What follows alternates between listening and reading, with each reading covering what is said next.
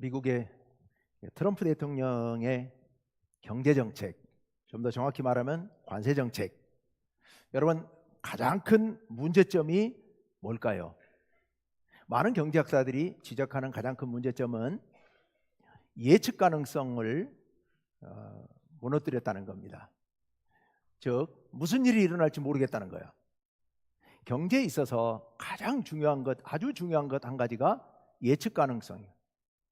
왜냐하면 경제는 되게 미래 수익을 내다보고 투자하거든요. 투자를 해야 되는데 하도 이랬다 저랬다 하니까 이게 지금 투자를 해야 되는지 말아야 되는지 어디다 투자해야 되는지 도저히 감을 잡을 수가 없게 만들어서, 그래서 가장 많은 사람들이 그 부분을 지적하고 비판합니다. 사람들이 이렇게 이랬다 저랬다 자꾸 바꾸는 사람들을 보면서 이렇게 말하죠. 하던 대로 해. 하던 대로 해. 하던 대로 하는 게 제일 편합니다. 그래서 옛날 어른들은 구관이 명관이다 이런 말을 했었어요. 그게 무슨 뜻이에요? 어떤 관리가 새로 왔는데 엄청 잘할 것 같았는데 하도 뭐 새로운 걸 내놓고 뭐 이랬다 저랬다 하니까 정신이 하나도 없어요. 그래서 아무리 잘해도 차라리 옛날 하던 사람이 좋다 이런 말을 합니다. 새로운 게 부담스럽고 적응하는 것도 어렵고요. 특히 연세가 나이가 들게 되면 적응력이 떨어지죠. 자꾸 바뀌는 게 여러 가지로 힘들어집니다. 인간의 뇌 기능 중에 아주 중요한 기능이 기억하는 기능이죠. 옛날 일들을 기억을 해내서 생각한다는 것, 단지 그런 것뿐만이 아닙니다. 우리가 하루하루 살아간다고 하는 것 자체가 사실은 기존에 우리가 기억하고 있었던 그 기억체계 안에서 미래를 예측하고 나의 행동을 결정하고 행동하게 됩니다. 그렇죠? 우리 늘 어제 했던 대로, 그제 했던 대로, 지금까지 내가 살아오면서 경험했던 바대로 앞으로 이 일이 어떻게 돌아갈지 짐작하고 그에 맞추어서 길을 걸어가기도 하고 말을 하기도 하고 물건을 사기도 하고 행동을 합니다. 우리의 모든 행동들은 사실은 과거의 기억의 체계 안에서 움직이는 겁니다. 그런데 가끔 새로운 것들이 기억 체계 안에 던져질 때가 있죠. 그게 자잘한 것들이라면 오히려 그것을 경험하고 받아들이는 게 신나고 재밌기도 합니다. 그래서 여행도 가고 새로운 책도 읽고 그렇죠. 그래서 새로운 것들을 경험하고 내 기억 체계를, 기억 속에 들어있는 이런 장치를 이렇게 넓혀가는 겁니다. 기억들을 넓혀가는 겁니다. 그런데 기존의 기억 체계와는 너무도 다른 완전히 새로운 일이 앞에 나타날 때 우리는 그것을 받아들이지를 못합니다. 그것을 거부하고 부정합니다. 그걸 받아들이는 게 불가능할 것 같습니다. 그래서 부정하려고 하죠. 그게 우리 인간입니다. 하지만 어떤 일이 정말로 일어났다면, 내가 아무리 부정해도 그게 현실이라면 시간이 좀 지나면 서서히 그 새로운 것을 받아들이게 되죠. 그 새로운 것을 인정하고 받아들임으로써 내 안에 기존에 있었던 생각의 틀이 깨지게 됩니다. 깨지고 놀라운 혁신과 변화가 일어나게 되죠. 오늘 본문에 바로 그런 이야기가 기록이 되어 있습니다. 여러분, 엠마오라고 하는 곳으로 부활절날 낮에 예수님의 제자 2명, 한 사람은 글로바, 또 한 사람은 이름을 몰라요. 근데 두 사람이 예루살렘에서 그곳으로 내려갑니다. 예루살렘이라는 곳이 산꼭대기에 있기 때문에 어디로 가든 내려가야 됩니다. 엠마오로 하는 곳으로 쭉 내려갑니다. 2명이 내려가면서 이야기를 나누고 있습니다. 그런데 그 뒤에 한 사람이 슬쩍 따라붙습니다. 그래서 3사람이 됐습니다. 새로 따라붙은 사람이 앞에 가던 2 사람에게 묻습니다. 무슨 얘기를 그렇게 하고 있습니까? 라고 묻습니다. 그랬더니 2 사람이, 글로바와 그 함께 가던 동료가 이야기합니다. 우리 예수님께서 십자가에 달려 돌아가셨다. 우리는 그분이 하나님이 보내신 그리스도 메시아라고 생각하고 믿었는데 그분이 저 흉악한 로마 군인들에 의해서 십자가에서 처형당해 돌아가셨다. 그런데 오늘 새벽에 우리와 함께 예수님을 따르던 여자들 몇 사람이 무덤에 갔다가 예수님의 시신이 없어졌다고 한다. 그리고 우리 중에 한 명의 제자 그 베드로도 가서 무덤에 가서 그것을 확인했다고 한다. 그러니 우리가 믿던 예수님이, 우리가 그리스도라고 믿던 예수님이 돌아가신 것도 어딘데 그 시신까지 잃어버렸으니 우리가 어찌 슬퍼하지 않을 수 있겠느냐 하면서 슬픔에 찬 이야기를 하는 겁니다. 그 모습을 보고 그 함께 따라붙은 제 세 번째 인물이 왜 하나님의 말씀을 믿지 않느냐, 부활에 대한 말씀이 성경에 있는데 왜 믿지 않느냐라고 책망하지요. 그 제자들이 그 두 사람이 이야기한 그 이야기가 오늘 본문에 나오는 이야기입니다. 그날 아침에 있었던 일, 무슨 일이 있었느냐? 여인들이 향품을 넣어주기 위해서 무덤에 찾아갔었지요. 무덤에 찾아갔는데 그 무덤에서 문제가 생깁니다. 5절과 6절 말씀을 한번 봅시다. 다 같이 한번 읽습니다. 시작. 여자들이 두려워 얼굴을 땅에 내니 두 사람이 이르되 어찌하여 살아있는 자를 죽은 자 가운데서 찾느냐? 여기 계시지 않고 살아나셨느니라. 아멘. 그 여자들이 무덤에 들어갔더니 동굴문이 열려있고 시신이 없는 겁니다. 당황해서 있을 때 두 천사가 나타나서 한 이야기입니다. 어찌하여 살아있는 자를, 바로 예수님이죠, 죽은 자 가운데서 이 무덤에서 찾느냐? 여기 계시지 않고 살아나셨느니라. 살아나셨다고 그렇게 이야기를 합니다. 그러면서 6절 하반절에 이렇게 이야기를 하죠. 다 같이요. 시작. 갈릴리에 계실 때에 너희에게 어떻게 말씀하셨는지를 기억하라. 예수님께서 그 여인들에게 하신 말씀, 그 천사들이 그 여인들에게 한 얘기가 예수님의 말씀을 어떻게 하라? 기억하라. 그동안에 갈릴리 계실 때 너희들에게 가르치시면서 십자가와 부활에 대해서 말씀하셨지 않느냐? 그 일을 기억하라 라고 말씀합니다. 그러면서 구체적으로 예수님께서 무슨 말씀을 하셨는지를 7절에서 이렇게 이야기를 하죠. 다 같이요. 시작. 이르시기를 인자가 죄인의 손에 넘겨져 십자가에 못 박히고 제3일에 다시 살아나야 하리라 하셨느니라 한데. 아멘. 예수님께서 분명히 십자가에 달려 돌아가시고 3일에 제3일째 되는 날에 살아날 거라고 말씀하셨지 않느냐? 그 일을 어떻게 하라? 기억하라. 자, 그러자 그 여인들이 어떻게 합니까? 8절과 9절에 다 같이 시작. 그들이 예수의 말씀을 기억하고 무덤에서 돌아가 이 모든 것을 11사도와 다른 모든 이에게 알리니. 아멘. 여인들이 그제서 예수님의 말씀을 기억합니다. 그리고 사도들에게, 숨어있는 베드로와 11제자에게 달려가서 이야기를 합니다. 이 모든 것을 이야기합니다. 사도들은 어떻게 했을까요? 11절 다 같이요. 사도들은 그들의 말이 허탄한 듯이 들려 믿지 아니하나. 그들의 말이 헛된 이야기 같았다. 너무 당황해서 갑자기 새벽에 무덤에 갔으니, 그 무서운 무덤에 남자도 아니고 여자들이 갔으니 얼마나 무섭고 떨었겠느냐. 그래서 헛것을 본 거 아니냐는 거죠. 헛소리를 하고 있는 것 아니냐. 이렇게 하면서 믿지 않았다고 하는 겁니다. 아까 엠마오로 내려가던 두 제자 역시도 가면서 자기들끼리 슬퍼하면서 이야기하는 게 전혀 믿지 않는 이야기죠. 전혀 믿지 않으면서 지금 이야기를 하고 내려가고 있었던 겁니다. 다만 베드로만 12절 다 같이요. 시작. 베드로는 일어나 무덤에 달려가서 구부려 들여다보니 세마포만 보이는지라. 그 된 일을 놀랍게 여기며 집으로 돌아가니라. 아멘. 베드로도 달려갔습니다. 확인하러 갔어요. 무덤에 가서 들여다봤더니 무덤에 예수님 시신이 없습니다.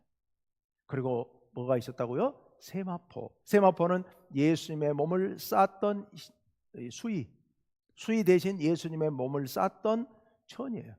그 천만 예수님이 누워있던 그 자리에 놓여 있고 예수님이 안 계신 것을 확인합니다. 그런데 베드로의 반응은 어쨌다고요? 놀랍게 여겼다. 이게 무슨 소리예요? 믿었다는 얘기입니까? 안 믿었다는 얘기입니까? 믿었다는 말은 아니죠. 믿었다는 말은 아니에요. 이게 도대체 무슨 일인가 하고 놀랍게 여기며 돌아갔다는 얘기입니다. 믿지 않았다는 얘기입니다. 믿지 않았습니다. 여러분, 제자들은 예수님의 부활 소식을 듣고도 믿지 않았습니다. 왜 믿지 않았을까요? 믿을 수가 없는 일이었습니다.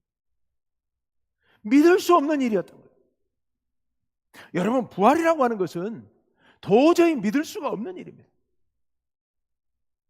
우리 인간의 상식 안에선, 기존의 인간들의 머릿속에 담겨있는 기억체계 안에서는 부활이라고 하는 것은 상상도 할 수 없는 일이었어요.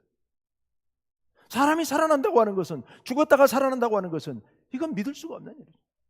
가끔 세상에는 죽은 줄 알고 장례를 치르려고 그랬는데 깨어났다는 소리를 가끔 듣는 경우가 있습니다. 근데 그거는 죽지 않았는데 죽은 걸로 착각을 한 거예요. 그랬다가 다시 깨어난 거죠. 근데 예수님은 부활하신 거예요. 죽었다가 살아나신 거예요. 예수님의 부활하신 예수님과 아까 죽은 줄 알고 장례 치르려다가 깨어난 그 사람과는 전혀 다른 게, 예수님은 부활하셨기 때문에 신령한 몸으로 부활하셨어요.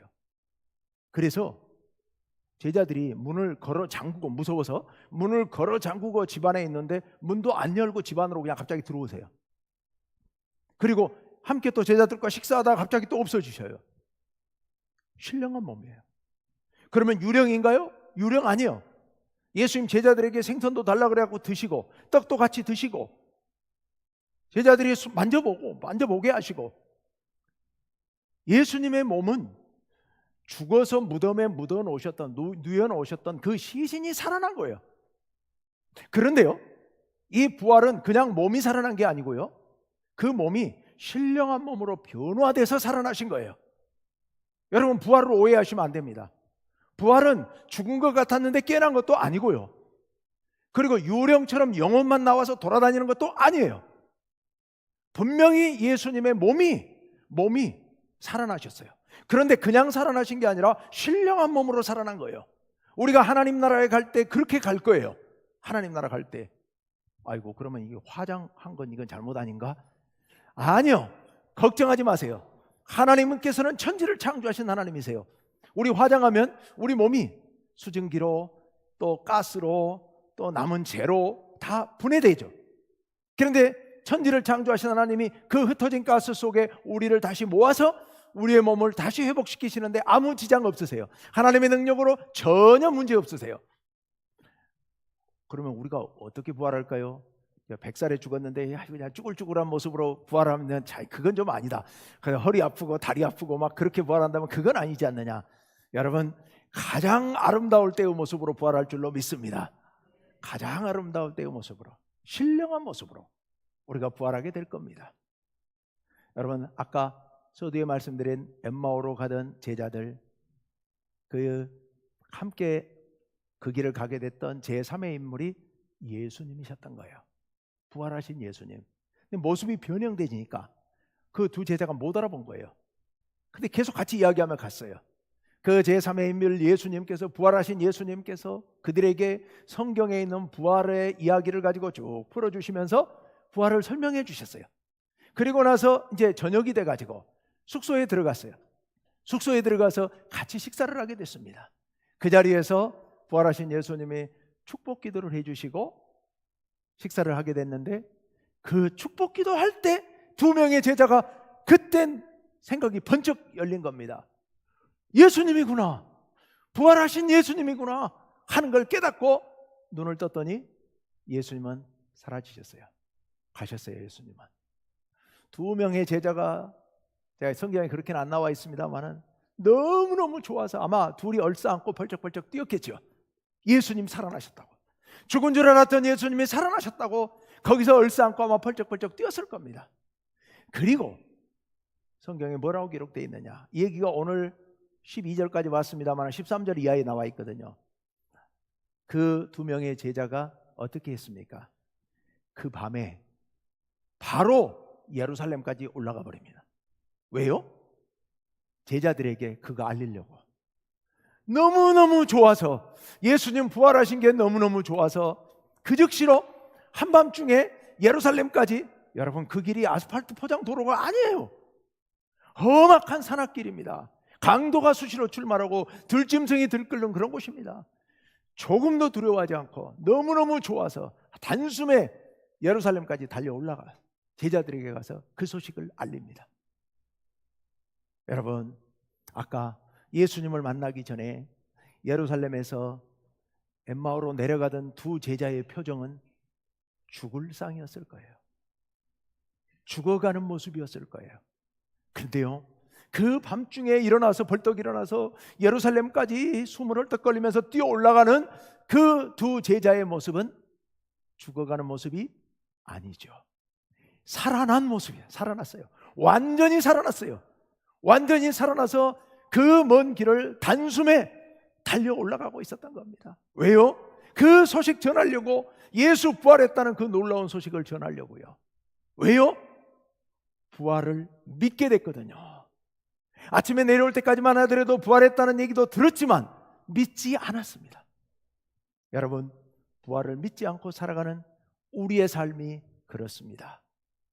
여러분, 우리 인생이 어떤가요? 어제와 오늘 여러분은 어떻습니까? 우리 몸은, 우리 학생들에게는 조금 미안합니다만은 오늘 어제보다 하루 늙었습니다. 그건 다른 말로 이야기하면 하루 죽음을 향해 한 발짝 더 걸어온 겁니다. 우리는 날마다 죽어가는 존재들입니다. 죽음을 향해 걸어가는 존재들이에요. 그래서 우리 세상을 왜 삽니까? 어떻게 삽니까? 안 죽으려고 삽니다. 죽지 못해, 안 죽으려고 발버둥을 치면서 사는 겁니다. 안 죽으려고 먹어야 됩니다. 안 죽으려고 운동합니다. 안 죽으려고 병을 치료받습니다. 안 죽으려고 공부하고, 안 죽으려고 사업하고, 더 많이 벌어야 되고, 더 많이 쌓아야 되고, 더 많이 물려줘야 되고. 여러분, 그렇게 하려다 보니까 우리 모두 다 그렇게 안 죽으려고 막 죽을 힘을 다해서 살다 보니까 어떤 일이 벌어집니까? 서로 안 죽겠다고 악을 쓰면서 경쟁하면서 살다 보니까 세상이 온통 싸움판이에요. 온통 싸움판이고 분쟁하고 갈등하고 전쟁하고, 그러다가 죽고 죽이고 죽음을 재촉하는, 죽어가는 세상이 바로 이 세상인 겁니다. 여러분, 우리 인생은 죽어가는 세상입니다. 죽어가는 세상. 그런데 여러분, 그 죽어가는 인생이